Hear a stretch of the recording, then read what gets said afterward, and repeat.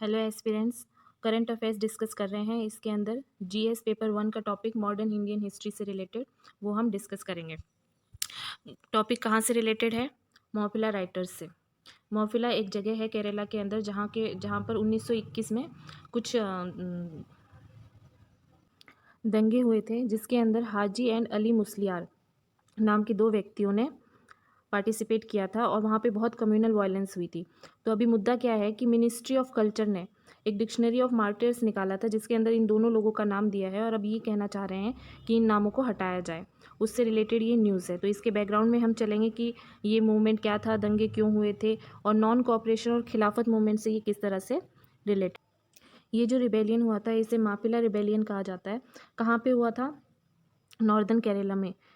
किसने किया था? Muslims of Malabar. Malabar northern Kerala में एक जगह है। क्यों हुआ था? ब्रिटिश और हिंदू लैंडलॉर्ड्स के अगेंस्ट। वही कॉमन कारण होते थे कि हाई टैक्स देना पड़ता था वगैरह वगैरह। इसके आउटकम्स क्या हुए? कम्युनल वायलेंस हुआ। गांधी जी और शौकत अली वही है जिन्होंने की फिर खिलाफत कमेटी बनाई थी। उन्होंने कैलीकट को विजिट किया और वहाँ पे जाके उनसे बातचीत करी कि किसी तरह से ये रिबेलियन शांत हो सके। खिलाफत कमेटी फॉर्म हुई। ब्रिटिश गवर्नमेंट ने कैसे रिएक्ट किया? अग्रेशन के साथ। ब्रिटिश गवर्नमेंट ने कैसे रिएक्ट किया? अग्रेशन के साथ। अब हम नॉन कोऑपरेशन और खिलाफत आंदोलन के बैकग्राउंड के ऊपर चर्चा करेंगे। बैकग्राउंड में क्या चल रहा था? वर्ल्ड वार फर्स्ट चल रहा था। गवर्नमेंट ने कहा था कि वर्ल्ड वार फर्स्ट के बाद में कुछ kind of self governance Indians को दिया जाएगा, लेकिन वो ऐसा नहीं कर पाए, जिससे क्या थी, जनता बहुत ही हताश थी। दूसरा था इकोनॉमिक सिचुएशन। जब भी वॉर होता है इकोनॉमिक सिचुएशन एक देश की वैसे भी डाउन चली जाती है। टैक्सेस बढ़ जाते हैं, रेंट्स बढ़ जाते हैं, इस वजह से लोग वैसे भी परेशान थे। इसके अलावा तीसरी चीज़ क्या थी बैकग्राउंड में? Rowlatt act. Rowlatt act, Jallianwala Bagh and Hunter committee. देखिए रॉलेट एक्ट क्या था कि जिसके तहत ब्रिटिश सरकार किसी भी नागरिक को बिना किसी नोटिस के पकड़ सकती थी और बिना किसी कोर्ट ट्रायल के उसे कितने भी टाइम तक जेल में रख सकती थी। जलियांवाला बाग के बारे में हम सभी को पता है, बहुत ही दुखद एक मैसेकर हुआ था जनरल डायर के द्वारा, और जनरल डायर को ही इन्वेस्टिगेट करने के लिए हंटर कमेटी बनाई गई थी। लेकिन हंटर कमेटी की जो रिपोर्ट आई उसने जनरल डायर को बिल्कुल हर इल्ज़ाम से बरी कर दिया। यहाँ तक कि ब्रिटिश की जो जनता थी, यानी ब्रिटेन की जो जनता थी, उन्होंने भी जनरल डायर को बहुत सपोर्ट किया इस मामले पे। चौथा क्या था? Montagu Chelmsford reforms. Montagu Chelmsford reforms में एक व्यवस्था लागू की गई थी जिसे डायरकी कहते हैं। इस डायरकी में ये ना तो अच्छी तरह से इम्प्लीमेंट हो पाई, ना ही ये लोगों को समझ में आया कि क्या मुद्दा है। इसके अंदर क्या किया गया है कि सेंट्रल और प्रोविंस में सब्जेक्ट्स को डिवाइड कर दिया गया और सेंटर में भी सब्जेक्ट्स को दो जगह पे डिवाइड किया गया, जिसमें एक में गवर्नर जनरल और दूसरे में लेजिस्लेटिव असेंबली कानून बना सकती थी। तो ये इस तरह की कुछ हौच पौच व्यवस्था थी जिसके कारण लोग काफ़ी नाराज़ थे। तीसरा क्या था? लखनऊ पैक्ट। लखनऊ पैक्ट कब हुआ था? 1916 के अंदर। किस किस के बीच में? कांग्रेस और मुस्लिम लीग के बीच में। तो एक पैक्ट होने से एक हिंदू मुस्लिम यूनिटी का माहौल वैसे भी बना हुआ था, जिसके तहत कि खिलाफत और नॉन कोऑपरेशन को एक साथ में चलाया जा सकता था। ठीक है, इसके आगे हम देखते हैं खिलाफत इशू। खिलाफत इशू क्या था कि टर्की फर्स्ट वर्ल्ड वॉर में जर्मनी और ऑस्ट्रिया के साथ में पार्टिसिपेट कर रहा था और वो उस युद्ध में हार गया। अब टर्की से वर्ल्ड के मुस्लिम्स का क्या लेना देना था कि जो मुस्लिम वर्ल्ड का जो स्पिरिचुअल लीडर होता था, जिसे खलीफा कहा जाता था, वो टर्की में सिचुएटेड था। तो लोगों को बहुत ही बुरा लगा, उनके सेंटिमेंट्स हर्ट हुए और पूरे वर्ल्ड के जो मुस्लिम्स हैं उनका सपोर्ट उस टर्की के खलीफा को मिला, जिसमें इंडिया के मुस्लिम्स भी शामिल थे। उनकी क्या डिमांड्स थी? उनकी दो डिमांड्स थी। क्या कि कुछ टेरिटरी खलीफा को दी जाए राज करने के लिए, और दूसरा मुस्लिम्स की जितनी भी सैक्रेड प्लेसेस हैं उनका भी कंट्रोल खलीफा को दिया जाए। और क्या हुआ था? अली ब्रदर्स ने 1919 में, जो कि अली ब्रदर्स कौन कौन थे? शौकत अली और मोहम्मद अली, उन्होंने खिलाफत कमेटी को फॉर्म किया था।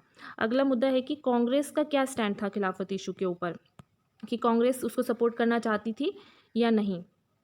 तो कांग्रेस का क्या सपोर्ट था कि पहली बात तो ये कि कांग्रेस का सपोर्ट बहुत ही ज़रूरी था इन दोनों मुद्दों को मिलाने के लिए, क्योंकि non cooperation movement basically Congress के द्वारा चलाया जा रहा था और खिलाफत इशू अलग से मुस्लिम्स उठा रहे थे। तो अगर कांग्रेस का सपोर्ट नहीं होता तो गांधी जी इन दोनों मुद्दों को एक साथ में अलाइन नहीं कर पाते। फिर देखते हैं तिलक का क्या इसके ऊपर स्टैंड रहा। तिलक को दो दिक्कतें थी। वो एक पहली दिक्कत ये थी कि वो किसी रिलीजियस इशू पर अलायंस नहीं चाहते थे हिंदू मुस्लिम का। ऐसा नहीं था कि वो हिंदू मुस्लिम्स का अलायंस नहीं चाहते थे, बट वो नहीं चाहते थे कि कोई रिलीजियस मुद्दा इसके लिए आधार बने। दूसरा, सत्याग्रह एज ए पॉलिटिकल टूल उनको ठीक नहीं लग रहा था। उनको नहीं लग रहा था कि सत्याग्रह से कुछ होगा और गवर्नमेंट है उनकी बातों को मानेगी, पर गांधी जी ने तिलक को कन्विंस कर लिया। तीसरा क्या हुआ कि अल्टीमेटली कांग्रेस ने उसे इन दोनों मुद्दों को मर्ज करने के लिए अपना सपोर्ट दिया। लेकिन कांग्रेस का जो रीजंस थे वो सिर्फ ये नहीं थे कि गांधी जी बोल रहे हैं।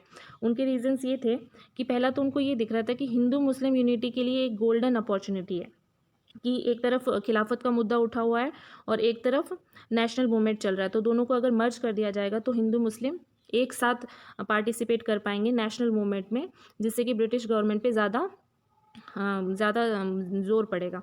दूसरा क्या था कि कॉन्स्टिट्यूशनल स्ट्रगल करते करते वो थक गए थे और उससे उनका विश्वास उठ चुका था।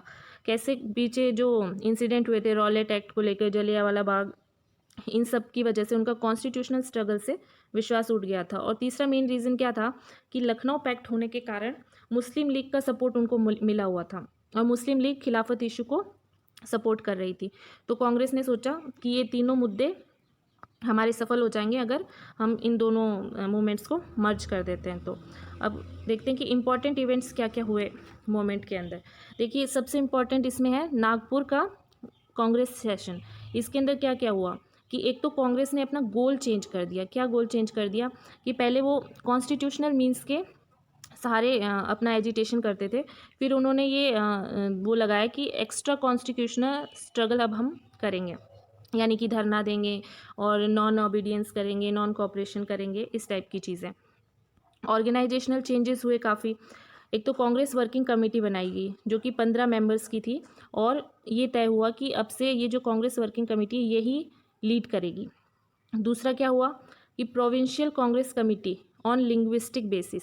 देखिए, यहाँ से ही हमारे जो राज्य बने हैं भाषा के आधार पे, वो उनका एक बेसिस तैयार होता है कि प्रोविंशियल कांग्रेस जो कमेटी थी वो लिंग्विस्टिक बेसिस पे बनी थी। तीसरा क्या है कि गांधी जी ने बोला कि 1 साल के अंदर हमें स्वराज मिल जाएगा। जिन्ना, एनी बेसेंट, इन सब ने कांग्रेस को छोड़ दिया क्योंकि उनका मानना था कि कॉन्स्टिट्यूशनल मीन्स से ही एजिटेशन होना चाहिए। लोगों का क्या रिस्पॉन्स रहा इसके लिए? देखिए, मिडिल क्लास बहुत ज़्यादा सीरियस नहीं था इस चीज़ को लेकर। उनका मानना था कि इस तरह से कुछ भी नहीं होगा, ये सिर्फ एक फालतू की बात है। तो मिडिल क्लास ने इस चीज़ को बिल्कुल भी सीरियस नहीं लिया। दूसरा, बिजनेस क्लास ने काफ़ी सपोर्ट किया। अच्छा, बिजनेस क्लास को सपोर्ट करने का अपना एक कारण था कि उस टाइम पे ये चल रहा था कि बॉयकॉट ब्रिटिश गुड्स। अगर ब्रिटिश गुड कोई बॉयकॉट करेगा तो वो स्वदेशी खरीदेगा, तो इनसे इन बिजनेसेस को फ़ायदा होता है, इसलिए इन्होंने सपोर्ट किया। पीजेंट्स का क्या था, मासिव पार्टिसिपेशन हुआ किसानों का, लेकिन उसमें एक दिक्कत हो गई। क्या कि क्लास वॉर्स शुरू हो गए, यानी कि नेशनल मूवमेंट में हिस्सा लेते लेते वो आपस में ही लड़ने लग गए। जैसे कि लोअर कास्ट और अपर कास्ट क्लैशेज हुए बिहार के अंदर, किस पे, सैक्रेड थ्रेड, जैसे कि जनेऊ भी बोलते हैं, वो पहनने के ऊपर, क्योंकि अपर क्लास के जो लोग थे उन्हीं को सिर्फ हक था ये सैक्रेड थ्रेड पहनने का।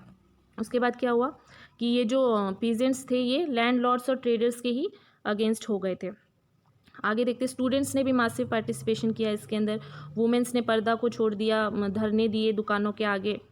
हिंदू मुस्लिम यूनिटी इस मूवमेंट के दौरान शानदार रही। बस कुछ इसमें मोपिला जैसे इवेंट्स भी हुए थे, बट ओवरऑल ये मेंटेन रही। अच्छा, गांधी जी ने मूवमेंट को विड्रॉ कर लिया, उसके बाद अब्रप्टली विड्रॉ किया। क्यों?